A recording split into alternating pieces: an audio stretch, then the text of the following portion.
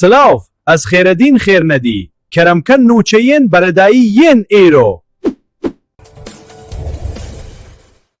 حەجی جەلیلە جنفەتیس کە لینکە خۆیان و یا ڕەهابلیتاسیۆنێ vekar. سیدای سید شیخ حاجی مەلە جەلیل جنفاتیس li navenda bajarê Diyarbekirê klînîkeke rehabilitasyonê vekir. حاجی مەلە جەلیل li klînîka xwe ya taybet bi şêwaza xwe ya xweser kesên bi nexweşiya mirîdî û xwelîseriyê ketine derman dike.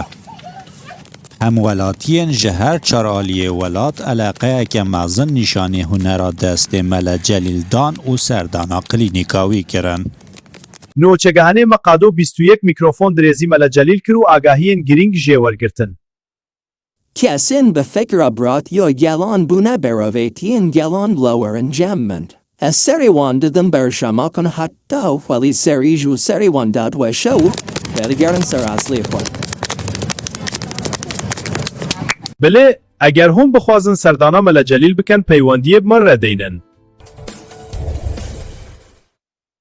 Xelkê Amerîkayê kona serokdan berpehînan.